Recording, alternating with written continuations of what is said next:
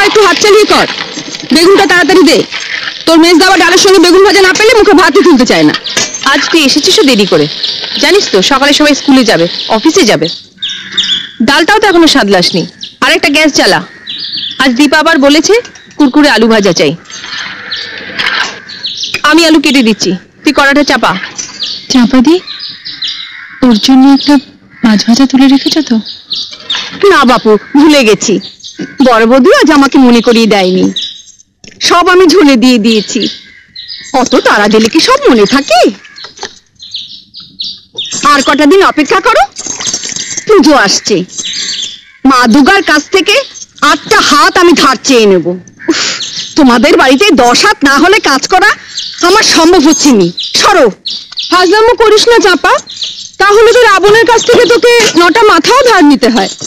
10টা মাথা না হলে সকলের সব কথা মনে রাখবে কি করে? যা বলেছিস, এই বাড়িতে সবার আলাদা আলাদা অর্ডার, এক একজনের এক এক রকম জিভ। জিভ নয় দিদি, বলো নোলা। তোমরাও তো এবারের মধ্যেই পড়ো বৌমা।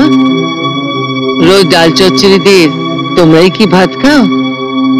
ঝোল ঝাল ঝাল দিয়ে ছাড়া তো তোমাদের মুখেও ভাত ওঠে না। আর যাদের নোলা নিয়ে এত তোমরা হাসাহাসি করছো, তারা তোমাদেরই আপনজন। জয়া মা, তুমি আর দাঁড়িয়ে থেকো না, চঞ্চলের ভাতটা বেড়ে নাও। আজ না হয় চঞ্চলকে আমি বলে দেবো মাছের ঝোল দিয়ে ভাত খেয়ে নিতে। যাও। রান্নাঘরে সবাই মিলে ঢুকলে ধাক্কা ধাক্কি হবে, তাই দাদাদের খাবারটা বাড়া হয়ে যাক, তারপর না হলে ওর খাবারটা বেড়ে নেব না। কিন্তু আপিস তো সব একসঙ্গেই যাবে বৌমা। আপনার ছোট বউয়ের জন্য একটা আলাদা রান্নাঘর করে দিন না, আমাদের সঙ্গে ধাক্কা ধাক্কি তোর কষ্ট হয়। আমি সে কথা বলিনি মেজদি। না তা বলনি, কিন্তু এর চাইতে বড় রান্নাঘর তো রাজা মহারাজাদের বাড়িতে হয় ভাই। ও কথা বলিসনি মেজো, ওর বাপের বাড়ির রান্নাঘর হয়তো সেই রকমই। আমাকে সবসময় বাপের বাড়ির কথা বলে খোটা দাও কেন দিদি? গরিব গরিব মেয়ে বলে?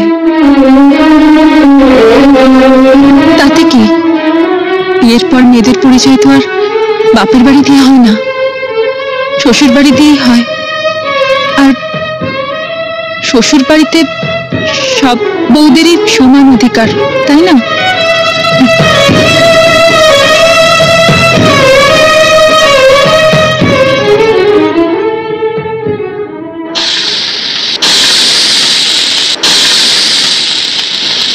চাপাতি সরো, ভাতটা বাড়ি।